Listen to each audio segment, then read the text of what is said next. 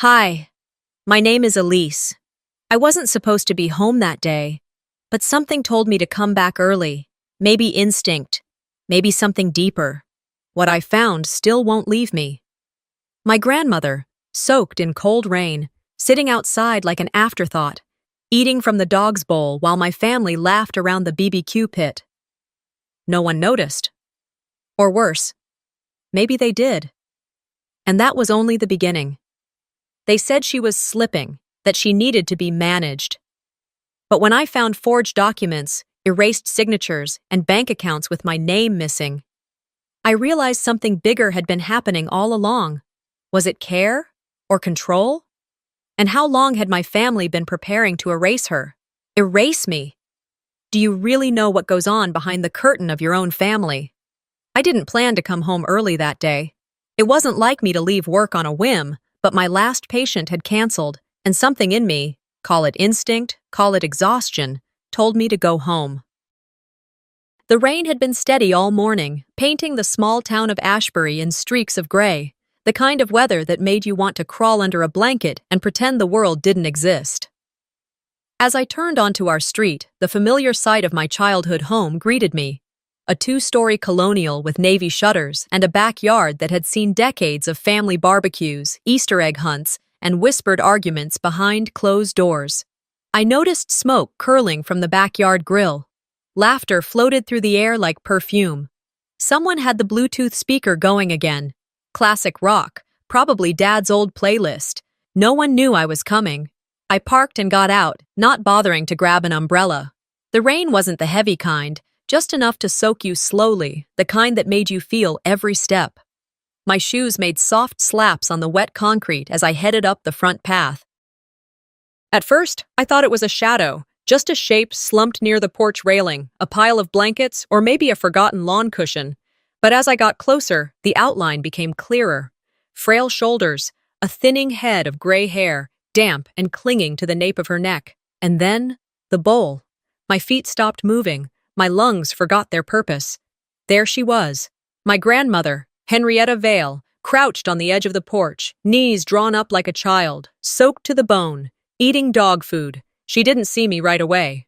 Her fingers, shaking, plucked at the soggy bits in the metal bowl, lifting them slowly to her mouth like it was nothing out of the ordinary. I stood there for a heartbeat too long, frozen in the most horrific stillness. Then I ran. "Grandma!" I gasped, my voice cracking. She flinched. Her eyes widened, and she looked up at me like I'd caught her doing something shameful. She didn't speak right away, just stared. I dropped to my knees in the wet, my jeans absorbing every drop. My coat was off my shoulders in seconds and wrapped around hers, though it barely covered half her body. "Who did this?" I whispered, holding her arms gently. "What happened?" Her lips trembled. "Don't tell them," she murmured. "I was hungry." Her voice was smaller than I'd ever heard it. Barely a whisper, but it shattered something in me. I looked toward the front door. Locked. Of course it was. I stood and pounded on it 3, 4, 5 times. Nothing. The laughter from the backyard kept coming, louder now, as if the people I shared blood with had all agreed to pretend the front of the house didn't exist. I pounded again. I tried the knob, jiggled it like I hadn't already confirmed it was locked. No footsteps approached. No one cared. Behind me, Grandma shifted. She was trying to sit up straighter, trying to smooth down her soaked sweater, like presentation mattered at a time like this. "She told me not to cause trouble," she said, almost to herself. "Said I ruined the vibe." My stomach twisted. "Who told you that?" She hesitated. "Your mother." I closed my eyes just for a second. I needed that second to keep myself from screaming. "She said I took a plate that wasn't for me," Grandma added quietly. "Said it was for someone important. She told me I embarrassed the family." My hands clenched into fists at my sides. The dog food, the rain, the locked door. My mother was laughing back there, probably sipping wine and making comments about someone else's potato salad, while the woman who raised her sat out here like a stray animal. Grandma coughed, a deep rattle in her chest. I moved to help her up, but she shook her head. "Let me sit," I don't want to fall. I sat down beside her. We didn't say anything for a while. The rain softened into a mist. I stared out at the backyard lights, blurry through the haze, listening to the occasional clang of tongs and the fake joy in those familiar voices. They left you out here, I said. It wasn't a question. Grandma sighed. They didn't want me inside. I wiped my face, not sure if it was rain or tears, probably both. This isn't over, I told her. I promise you, it's not over. She didn't respond, but I felt her lean slightly toward me, just enough to know she'd heard. Eventually, I stood and helped her to her feet. She wobbled, but I steadied her, my arm around her shoulder. Her fingers gripped mine like lifelines. We walked together along the side of the house, past the hedges and the rusted hose that always tangled itself no matter how carefully it was wound. The grass squished beneath our feet. The laughter got louder with each step. And as we rounded the corner and approached the back gate, I saw them, my family. My mother, Vera, in her lemon-yellow cardigan, holding court like always. My cousin Bryn, taking selfies near the grill. Zinnia, my niece, playing near the patio lights. They were all there, all pretending this was a normal day. I didn't plan to make a scene, but that was before I saw the way my mother looked at me, like I was the real problem. Her silence told me everything, and it wasn't just about Grandma. It was about all of us she couldn't control. The second I stepped onto the patio, the music dimmed beneath the weight of awkward glances and shifting feet. No one came to greet me. I didn't expect confetti, but a nod? A simple, "Hey, Elise." Apparently that was too much. Grandma leaned against me, wrapped tightly in my jacket, her hair still damp, her breath short. I scanned the yard. My cousin Bryn was mid-selfie, pouting with her cocktail in hand. She caught sight of me, eyes wide, and then, just as quickly, turned her back. The sliding glass door was just ahead. I guided Grandma toward it, my shoes squeaking on the damp patio stones. Through the glass, I saw a full spread, ribs glistening with sauce, bowls of pasta salad, paper plates stacked high. My stomach twisted. I knocked. A beat passed. I knocked again, harder. Inside, Bryn looked up. Our eyes locked. I tilted my head slightly, silently begging her to open the door. She hesitated. Then, as if someone flipped a switch, she drew the curtain shut. Just like that, the world behind the glass pretended we weren't there. Grandma's grip on my hand tightened. She didn't say a word. We stood there for what felt like a minute, maybe two. No one came. The wind stirred. My jaw clenched so tight I thought I might crack a molar. Finally, the side door creaked open. "Aunt Elise?" It was Zinnia, her little face peeking out with innocent confusion. She blinked up at me, then at Grandma, and then smiled like everything was just fine. "I thought you weren't coming." I crouched slightly, speaking softly. "Sweetheart, did someone tell you not to let Grandma in?" Zinnia nodded, as if repeating a routine. "Mom said she's acting weird again, that we shouldn't let her inside, because she might fall or ruin the party." Ruin the party. My throat burned. I forced a smile and said, "Thank you for opening the door, honey." She opened it wider and stepped back. I led Grandma through the kitchen entryway, past a counter full of open wine bottles and melting ice in solo cups. We walked into a house that had once smelled like cinnamon and pot roast, but now reeked of vanilla candles and too much surface disinfectant. I sat Grandma down at the kitchen table, pulled out a towel from the drawer, and started patting her shoulders dry. Her lips were slightly blue. I rubbed her hands between mine. The temperature difference between out there and in here felt like an accusation. That's when I heard the heels. "Vera?" "My mother." "Elise?" she called, her voice already laced with disapproval. "What are you doing?" She stopped short when she saw Grandma, wet and hunched in the chair. "You brought her in?" she hissed. "I didn't realize your house had a no old women allowed policy," I said flatly. "She chose to go outside," Vera said, already reaching for a dish towel, not to help Grandma, but to clean the wet floor under her feet. "She said she needed air." "She was eating from the dog's bowl," I said. That stopped her, if only for a moment. She looked at me, long, cold, and said, "Better that than making a mess in the kitchen again." I stared at her, waiting for the punchline. None came. "That's what you're going with?" I asked. "That she's a hazard now?" Vera looked exhausted, as if I were the one causing her grief. "Elise, she's not herself lately. You haven't been around. You don't know how difficult she's become." I know she didn't deserve to be locked outside in the rain. She wasn't locked out. She wandered. You know she does that. I knocked twice. Bryn saw me. She shut the curtain. Vera scoffed. "You're reading into things. It's not always about you." I stepped closer. "No, it's about her. And you don't get to rewrite this just because the truth makes you uncomfortable." Vera narrowed her eyes. "Don't start." "I'm already started." The kitchen was quiet now. The laughter from outside dimmed.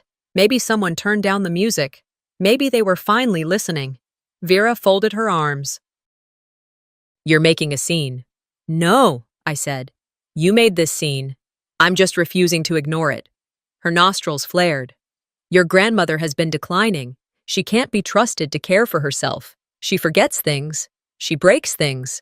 She tried to microwave aluminum foil last week." "She's 78, not helpless. She remembers who I am. She remembered your birthday last month. She made that peach cobbler you love, and you didn't even touch it." Vera's lips pressed into a thin line. "She made that with her own hands," I continued. "And you threw it out because it wasn't presentation ready. She saw that, Mom. She didn't say anything, but she saw it." "This is not the time," Vera snapped. "We have guests." I stepped aside. "Then tell them why the guest of honor was in the rain, eating Purina." Her face changed. Just slightly. A flicker of panic. "I'm going to clean this up," she said quietly, brushing past me. She didn't look back at Grandma. I turned to see that Grandma had been watching the whole exchange. She didn't speak. Her eyes were glassy, but she gave me the smallest nod, just enough to tell me she understood I was trying. The rest of the afternoon blurred. The party didn't stop. It resumed around us. More drinks, more pictures. Someone lit candles even though it was only 4 p.m. and the rain had stopped. The house buzzed with energy I didn't recognize anymore. I sat with Grandma in the den, away from the noise. I made her a sandwich and warmed a blanket in the dryer. She smiled when I tucked it around her, but there was a sadness to her that hadn't been there before. A weight behind her eyes. And as I watched my family pretend none of this had happened, a quiet understanding settled over me. This wasn't just today. This wasn't about one rainy afternoon or one cruel oversight. This was the way they'd always been. They didn't forget her. They chose not to see her. And if they could do that to her, what had they done to me? I held the phone in my hand, the contact name, Doris Clem, glowing softly on the screen, but I didn't press call yet. Instead, I looked up at the kitchen, at Grandma quietly sipping tea from the same mug I used as a child, at the silence that stretched uncomfortably between the clinks of silverware and distant laughter from the yard. The air inside felt stale, heavy. A few minutes had passed since my mother walked away, dismissing both the confrontation and the woman who raised her. I glanced over my shoulder to see if anyone would walk in and say something, anything, but the only sound was the muffled playlist still humming through the speaker outside. I tucked my phone into my back pocket and turned back to Grandma. She was trying not to make a mess, carefully placing the mug back on its coaster, smoothing the napkin on her lap, even though no one else here used one. Her hands were still trembling slightly. I reached for a towel, dabbed at her sweater again. "You warm enough?" I asked gently. She nodded but didn't look at me. "It's fine, honey. I'm just embarrassed." That word gutted me. She was embarrassed, not them. Not the people who locked her outside and laughed over ribs and red wine. Her. I tried to swallow the lump rising in my throat, pretended to stir her tea again just to keep my hands busy. The storm outside had passed, but the clouds inside hadn't moved. Just then, I heard her footsteps. Mom reappeared in the doorway, arms crossed, mouth tight. "Elise," she said, her voice measured. "We need to talk. Alone." I straightened. Anything you want to say to me? You can say in front of her. Vera sighed like I'd asked her to solve world peace. You're making this into something it's not. She wanted to be outside. You're reading it all wrong. She was outside, in the rain, eating from a dog bowl, I said flatly. That's not reading it wrong, that's calling it what it is. She's been confused lately, Elise. You haven't seen it. You don't know what it's like dealing with her every day. That landed. For a moment, I said nothing. She was right about one thing. I hadn't been around as much. My job kept me busy. The city was hours away. I visited when I could, but maybe not enough. Still, I looked back at my grandmother, and then at my mother, and it hit me hard. She wasn't confused. She was discarded. She's not losing her mind, I said. You are. Your empathy, your decency. They're slipping. Fast. Vera narrowed her eyes. You always have to be the one who points fingers. Always the self-righteous one, like you didn't spend years running away. There it was, the venom. The years of resentment that lived just beneath the surface of her calm.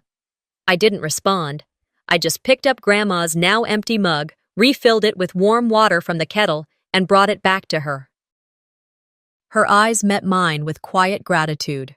Don't treat me like I'm the villain, Vera said, still standing in the doorway. You always do this, turn everything into drama. Then stop giving me scripts to work with. Her lips parted in shock, but she had no comeback. She turned and left, the doorframe swallowing her like a stage curtain. I sat down next to Grandma again, breathing slower now. Do you remember when I was little? I asked. And you used to tell me that I should only speak when it truly mattered? She smiled faintly. I remember. I think I misunderstood that, I said. I think I waited too long to speak.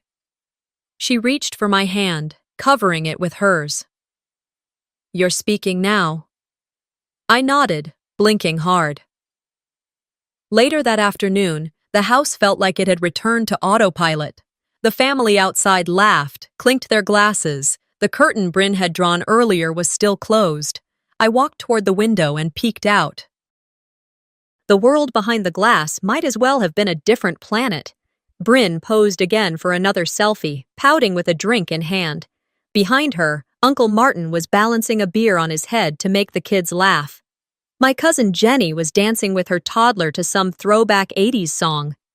It was as if nothing had happened, as if a woman hadn't been left out in the cold just hours earlier, as if I hadn't screamed silently in every room of this house since I was 12, invisible. I stepped away from the window. Grandma, I said, coming back to the kitchen, I won't let them do this to you again.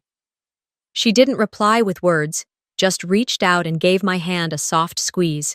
That gesture was louder than anything I could have said. Evening crept in slowly, and I helped her get ready for bed upstairs. Her room hadn't changed much since I was young. Same floral bedspread, same lamp with the little ceramic rabbits at its base. She brushed her hair, then let me braid it gently like she used to do for me. I tucked her in and kissed her forehead. Sleep well, Grandma. She looked at me and said, Don't let them put me somewhere.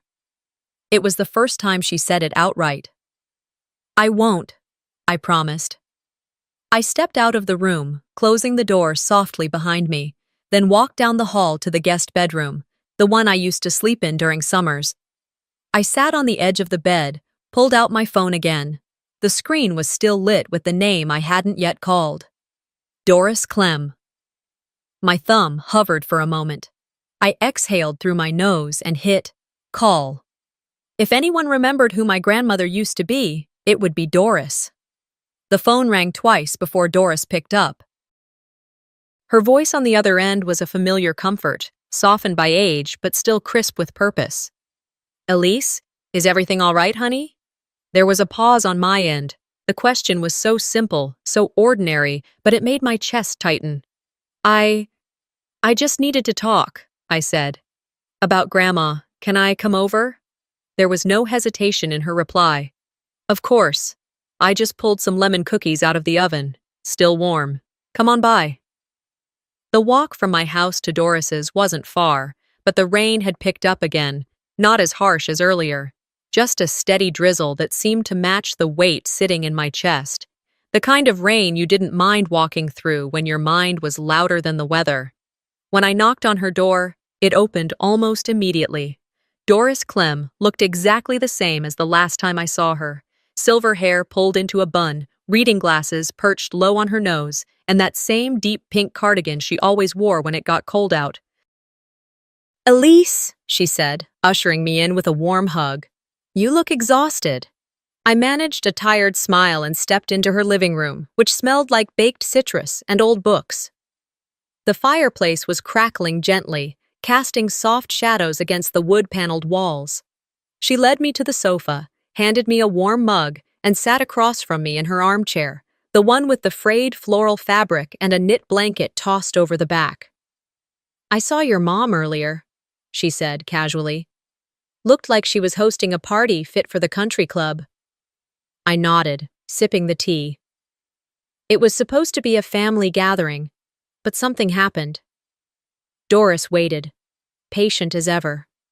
She locked Grandma outside, in the rain, and when I found her, she was eating dog food off the porch. Doris's hand froze halfway to her mouth. The look on her face went from confusion to pure disbelief. "You're kidding." "I wish I was." She set her tea down with care and leaned forward. "That doesn't surprise me. But it still hurts to hear." "You said that before. What did you mean?" I asked. Doris gave me a long, searching look, as if weighing what to say. Then she sighed. "Henrietta wasn't always this quiet.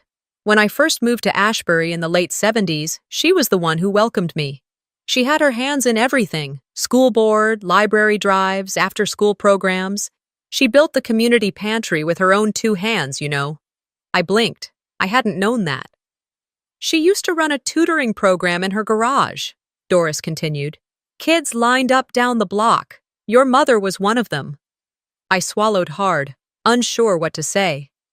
"She was fierce, your grandmother. In the best way. She wasn't loud, but when she spoke, people listened. She had a gift for making you feel seen." That sentence clung to me. "I've never seen my mom talk about her like that," I said. "It's like she's ashamed of her." Doris leaned back, sighing again. "Your mom, Vera, always had a chip on her shoulder, wanted to be seen as important. She thought your grandmother was too small town, that she made everything about charity, community. Vera always wanted to climb the ladder. Henrietta wanted to build the ladder for others." The difference had never felt clearer, and it made the anger in me twist into something deeper: grief. "She didn't shrink," Doris said quietly, placing her hand over mine. "She was shrunk by people who stopped seeing her." I stared down at our hands. "I see her." Doris squeezed my fingers. "Then fight for her, while there's still time." I stayed a bit longer, mostly in silence, listening to the rain tap against the windows. The fire crackled. It felt like the world had stopped for a moment, letting me breathe again. When I returned home, the house had quieted some. The party was winding down. A few cars were already pulling out of the driveway. I slipped through the front door, unnoticed, and walked straight to the kitchen. There it was, on the floor near the back door, Grandma's metal dog bowl. I didn't touch it right away. I just stared at it. The inside was still wet from the rain, a few soggy pieces of kibble stuck to the rim. I bent down, picked it up, walked to the trash, and tossed it in. I heard the clatter echo in the bin, sharp and final. In the pantry, I found some chicken stock and noodles. I got out Grandma's favorite pot, the one with the faded sunflowers on the side, and started making soup the way she used to. No shortcuts, everything done with intention. While it simmered, I went upstairs and opened the cedar chest at the end of my bed. Folded neatly inside was a blanket, pale blue with little ducks printed along the trim. She'd made it for me when I was 6. I brought it down and draped it over the chair in the den. When the soup was ready, I ladled it into the fine china bowl that had sat unused for years, the one usually saved for holidays. I set the bowl down gently on the coffee table next to the blanket. Grandma was napping in her chair when I entered the room. Her breathing was steady, but when I placed a hand on her shoulder, she stirred. "Elise?" she murmured. Dinner's ready. She opened her eyes and blinked up at me. Did they leave? Most of them, I said. The important ones stayed. She smiled, slow and tired. I helped her sit up, placed the bowl in her lap, and sat beside her as she took the first spoonful. Halfway through, she set the spoon down and looked at me. Her eyes were clearer than they'd been in hours. They said if I don't sign soon, they'll move me, she whispered. The warmth in the room drained in an instant. Move you where? I asked, though I already suspected. Someplace where I won't disturb guests anymore. I stood and walked to the window. The yard was quiet now. The string lights were still glowing softly. Plates left behind, chairs knocked slightly out of place. I took a breath, turned back to her. You're not going anywhere. She didn't respond, but the look she gave me was all I needed. Later, as night fully took over and the house settled into its usual creaks and hums, I found myself outside again. The sky was still cloudy, but the rain had stopped.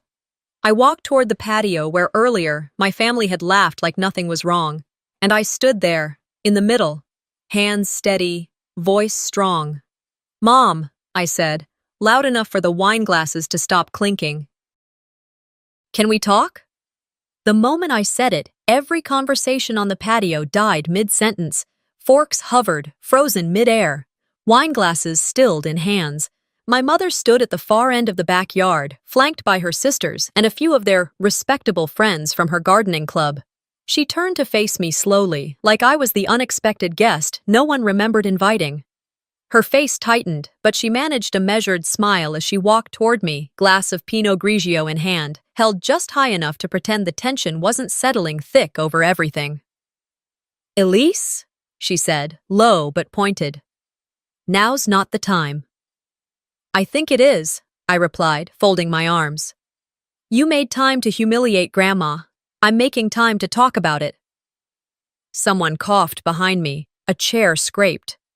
Vera's expression shifted to annoyance, masked as concern. We have guests. You're making a scene, she said through her teeth. I'm not the one who locked a 78-year-old woman outside, I replied. In the rain, during your family party. Her jaw clenched. This is not for public conversation. I stepped forward. Are you trying to move her out? Is that what this is about? Her eyes narrowed. You don't understand what's going on. Then explain it. She's been slipping, my mother said flatly. You wouldn't know, because you only visit when it's convenient, but I see it every day. The forgetfulness, the messes. It's not safe anymore. You mean it's not convenient for you anymore, I shot back. Elise, her voice turned sharp. She almost left the oven on all night last week. She flooded the laundry room. She wandered out into the street. She was standing on the porch, I interrupted, because she thought she wasn't welcome inside. You told her she was ruining the atmosphere, and she believed you. People were watching now. A few of our cousins had gathered near the grill, pretending not to listen, but their faces told a different story. Even Bryn had stopped mid-pose, her phone now at her side. She understands everything you're saying, I continued. She just doesn't understand why you stopped treating her like family. Vera turned her back on me and walked toward the table, signaling the discussion was over. But it wasn't. Then, right on cue, Bryn's phone made a loud ding. Several people glanced down at their own devices. Murmurs started spreading like wildfire. What the? Someone whispered. I turned to Bryn, whose screen was still open to a live stream, our family party, public to anyone with a link. In the top corner, a flood of real-time comments was still rolling in. Who's the old lady outside? Why is she eating from a pet bowl? She looks cold. WTF is going on here? And then, the one that hit like a bullet. Why is she sitting in the rain while you're eating ribs? Vera's head snapped toward Bryn. Bryn's eyes widened. I didn't know it was public, she stammered. I just meant to send it to the family group. Turn it off! Vera barked, snatching the phone. Too late. The truth had already been broadcast to the world. The blood drained from Vera's face as she saw the flood of outrage. Her wine glass shook slightly in her hand before she set it down hard on the table. Inside, she said to me. Now. She stormed into the house, and after a second of hesitation, I followed. Inside, she spun on her heel, shutting the door behind me with more force than necessary. "You've embarrassed this family enough," she hissed. "You embarrassed yourself," I snapped. "I just didn't let you bury it. You think I enjoy this?" she snapped, voice rising. "Do you think I wanted to be the one responsible for her declining health? I didn't sign up to be her nursemaid." "No," I said. "You signed up to be her daughter, and at some point, that stopped being enough for you." Vera's eyes flared. "She's losing it, Elise. She thinks it's 1984 half the time. You weren't here. You don't get to judge me." "I saw her today," I said, voice steady. "She knew exactly who I was. She told me how scared she was. She said if she didn't sign whatever you put in front of her, you'd send her away." My mother laughed, short and bitter. "She's manipulating you, just like she always does." I stepped closer. "She's not losing her mind. She's losing you." There was a beat of silence, just the hum of the refrigerator and the tick of the kitchen clock. "I'm done tiptoeing around this," I said. "If you try to force her into some facility she hasn't agreed to, if you make her sign anything she doesn't understand, I won't let it slide." She crossed her arms, still postured like she had control. "You never had the backbone to stand up to me. What makes you think anyone will take you seriously now?" I took one slow step forward, lowering my voice. "Because I found her in the rain, and that's all anyone needs to know." I didn't wait for her reply. I turned, walked down the hallway, and made my way upstairs, my heart pounding, not from fear, but from clarity. Something inside me had shifted, and there was no turning back. When I got to my old bedroom, I sat on the floor beside the antique desk I used as a teenager. My fingers traced the edge of the bottom drawer, the one with the tiny brass lock that used to hold my journals, letters, secrets I never wanted shared. I reached under the desk and pried open the panel I had long ago wedged shut with a hairpin. The old key was still there, taped to the back of the drawer with yellowed masking tape. I opened it. Inside were old documents, a few childhood drawings, a letter from Dad from a year before he passed. And then, something else. A manila envelope. I opened it carefully. Inside were notarized forms, property documents. One of them was signed by Henrietta, but it wasn't her handwriting, and the ink was fresh. My pulse quickened as I read through them.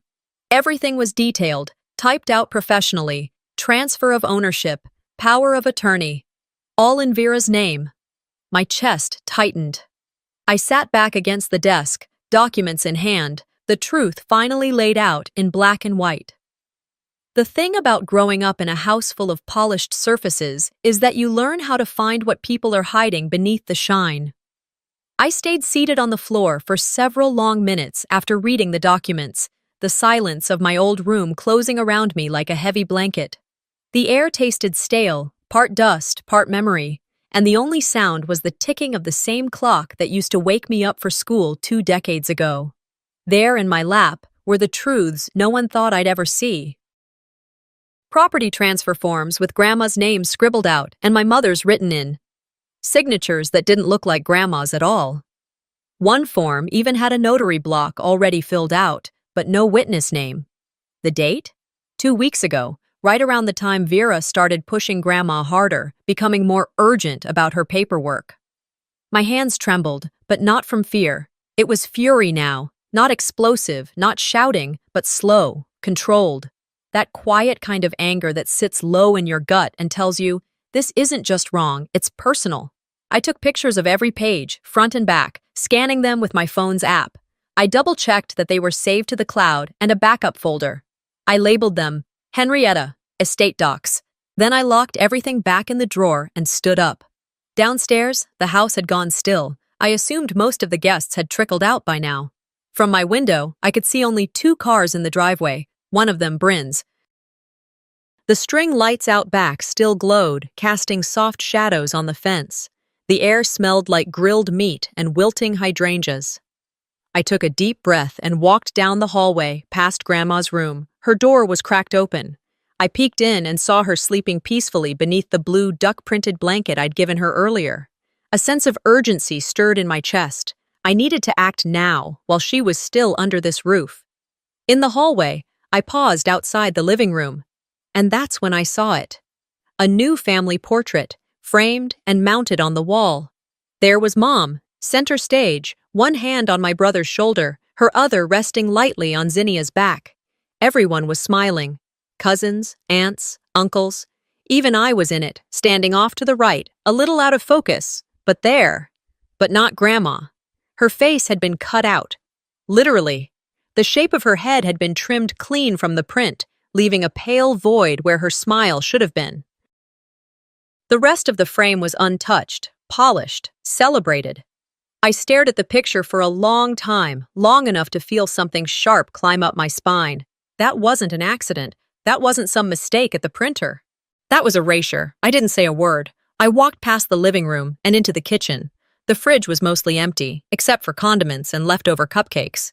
I reached into the cabinet above the microwave and pulled down the bottle of arthritis medication I knew Grandma was running low on. I grabbed my purse, slipped on my shoes, and left through the front door. The nearest pharmacy was 20 minutes away. I drove with the windows cracked, letting the cool air hit my face, trying to clear my thoughts.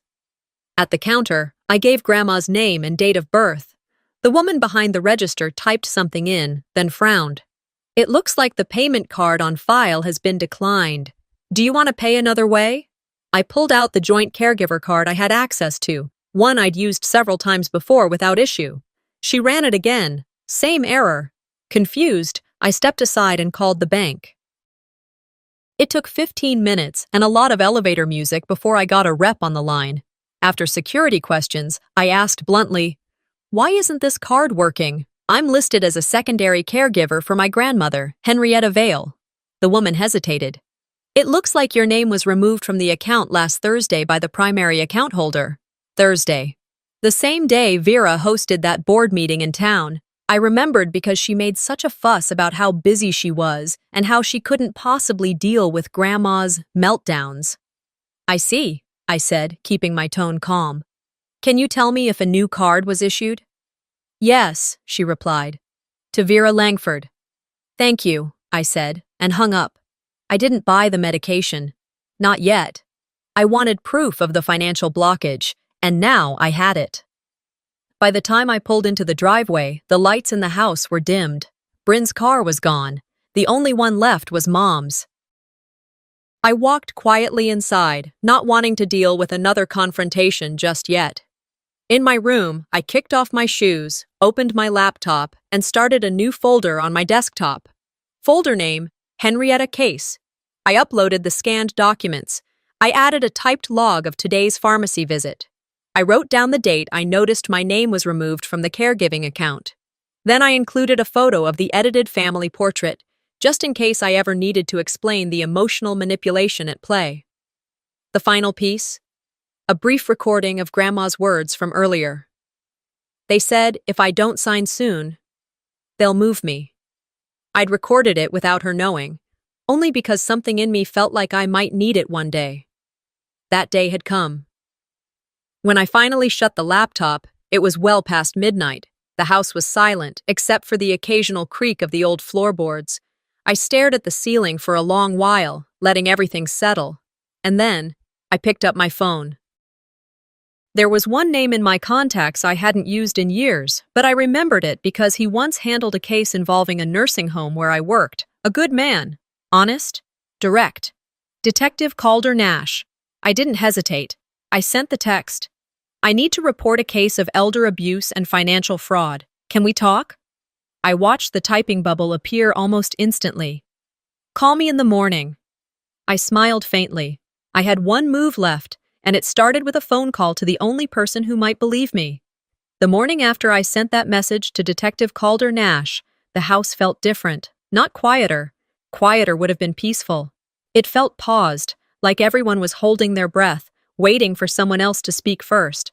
Vera wasn't pacing or barking orders. No one asked what I was doing up early. Even Grandma stayed in her room, not because she was afraid, but because we both knew the ground was about to shift. I knocked softly on her door before entering. She was already awake, sitting upright with her lap blanket neatly folded. the blue one with the ducks. Her hands were folded, calm, like she'd been waiting for me. I sat on the edge of her bed and handed her a small mug of chamomile. She took it with a quiet thank you and looked out the window. "I found something," I said softly. Her gaze shifted, curious but cautious. "In your drawer, papers with your name erased, contracts with Mom's name written over, and a notary seal that's fake." She didn't look surprised. That stung more than if she had. "I thought maybe you didn't know what was happening," I continued. "But you did, didn't you?" Still no reply, just a tiny nod. I reached behind her pillow to fluff it, and that's when I felt it. A small piece of paper, folded tight and shoved deep into the case lining. I pulled it out gently and handed it to her. Her eyes widened slightly, and she hesitated before opening it. Her lips pressed together.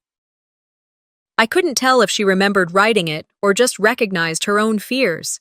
I took it from her gently and read aloud. "If they take me, don't forget me.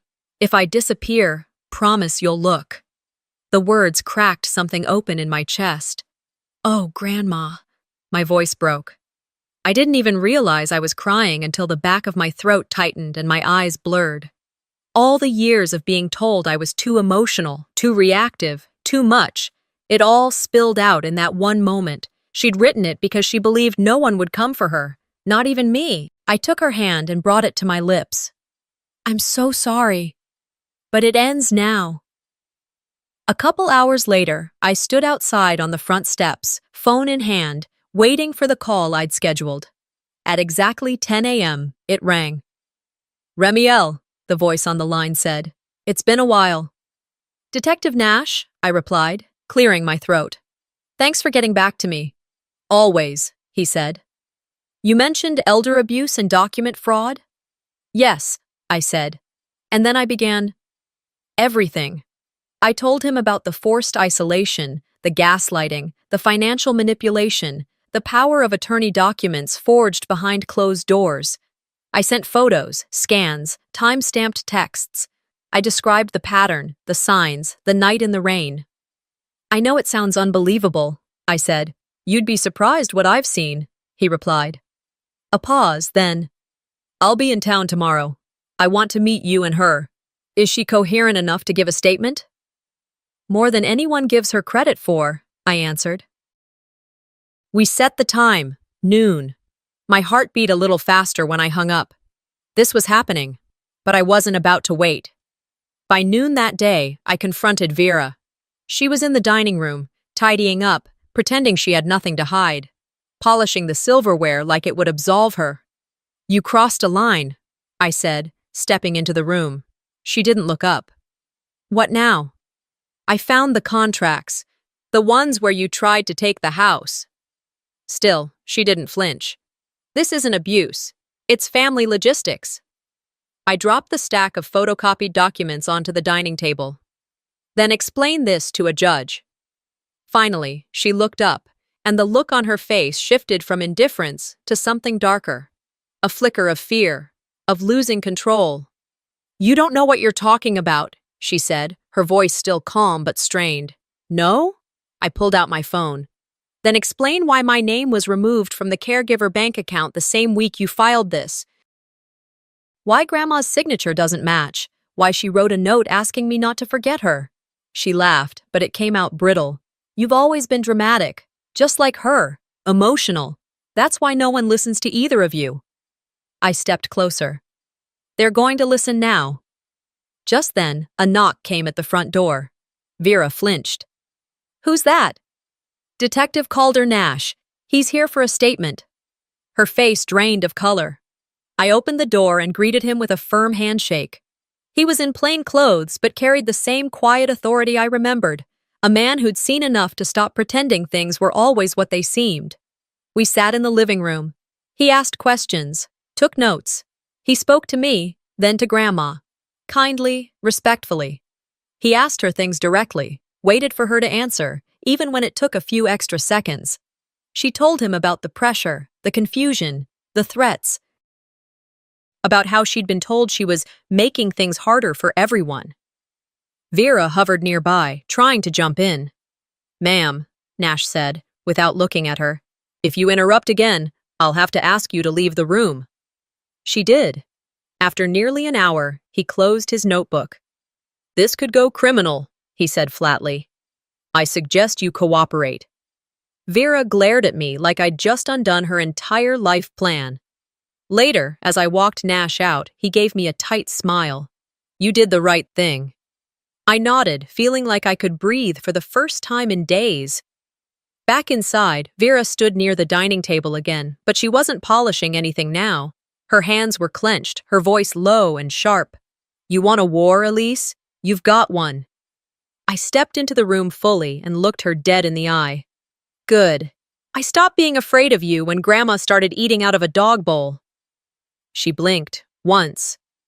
Then I turned and walked away. The courthouse bench felt harder than I remembered. Well, it had probably always been that way, but this time, every second waiting made the wood beneath me feel sharper. I sat with Grandma's hand in mine, her thumb gently brushing over mine in slow, small circles, more to soothe me than the other way around. Across the hall, Vera sat stiffly, her spine straight as a ruler, her blouse perfectly pressed. She didn't look at us, not once. She stared straight ahead like she wasn't sitting across from the woman she tried to disappear. "Ms. Vale?" the clerk called out. I stood with Grandma and guided her into the hearing room. It wasn't a trial, not yet, just a review of the guardianship motion and the question of her competency. But everything was riding on this, whether she kept her house, her name, her right to exist in her own life. Inside, the room was warmer than I expected, the lighting soft but the air tense. I helped Grandma into the witness chair. Detective Calder Nash was already seated, his file open in front of him. The judge, an older woman with gray streaks and a calm tone, took her place. The proceedings started slowly. Legalese. Statements. Vera's lawyer gave a practice speech about concern for Henrietta's safety and ensuring structured care. I bit the inside of my cheek. Then it was my turn. I presented the forged documents, the financial records, the statements from the pharmacist and the caregiver log Grandma kept in the drawer that Vera never bothered opening. When the judge asked if Henrietta would like to speak for herself, Grandma cleared her throat, sat up straighter, and said in a voice clearer than it had been in weeks, "I'm not confused, I'm not weak, and I don't want to leave my home." You could have heard a pin drop. After a beat, the judge nodded. She looked over the documents, took a moment longer than expected, and then read aloud. "This court finds that Henrietta Vale is mentally competent and in full control of her estate and affairs. All documents filed on her behalf without her consent are nullified. The home deed remains under her name." A wave of breath rushed out of me. It wasn't dramatic, but it was real. I turned and looked at Vera. Her hands clutched the table edge so tight her knuckles had turned white. She looked pale, stripped, not like someone who had lost a legal battle, but like someone who'd just realized the game she'd designed had slipped through her fingers. But it didn't stop there. Grandma turned in her chair slowly and said, "Your Honor, I'd like to update my will." The judge raised a brow but nodded. "Go ahead, ma'am." "I want everything I own, this house, my savings, everything, to go to my granddaughter, Elise." "She's the one who saw me. She's the one who stayed," Vera gasped, rising from her seat. "This is manipulation," she blurted. "She's being coached. This is coercion." The judge didn't even blink. She simply banged the gavel once. "Sit down, Mrs. Langford, or I'll have you removed." I didn't smile. I didn't gloat. But I did reach over and squeeze Grandma's hand once more. When we walked out of that courthouse, the sun had just started to break through the clouds. The air still smelled like rain, but it wasn't heavy anymore. We drove home in silence. I parked in the driveway, walked Grandma up the porch steps, and helped her inside. Then I walked back to my car, opened the glove compartment, and pulled out the official copy of the court order I'd asked for. Vera was waiting in the living room. Her arms were crossed, her eyes rimmed red, but her mouth set in a bitter line. "I'm not leaving," she said before I could speak. "You are," I replied calmly. "You have 24 hours, she scoffed. "You think you can just kick your own mother out?" "I'm not kicking you out," I said. walking over to the front door and taping the official eviction notice to the inside window. The state of Oregon is. Her voice broke slightly. I did everything for this family. I turned to face her fully. You did everything for yourself, at the expense of the people who built the very ground you're standing on. And now, you don't live here anymore. None of you do.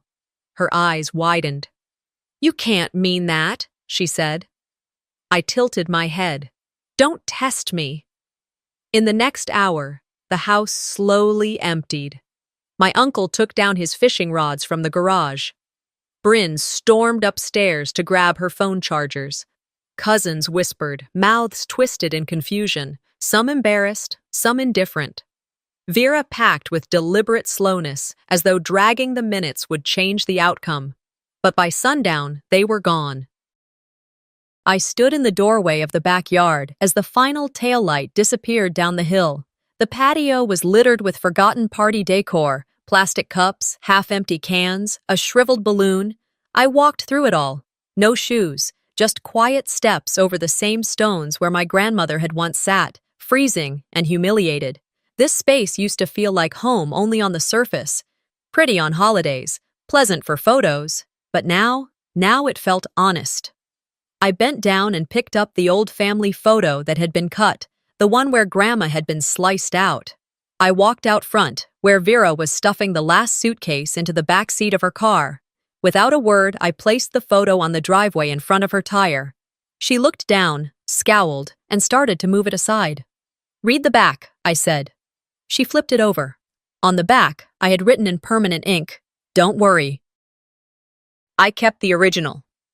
She looked up at me, and for the first time in my adult life, I saw her hesitate, really hesitate, not out of fear, out of recognition, out of the realization that she had underestimated me. I didn't speak. She drove off, and for the first time in years, the house felt like it belonged to someone who remembered why it mattered. Autumn came gently that year, the kind of season that doesn't rush in with fanfare, but slowly brushes the trees with rust-colored leaves and invites the wind to speak softer. It had been almost 12 months since the day I watched Vera's car turn out of the driveway and disappear for good. And now, here we were.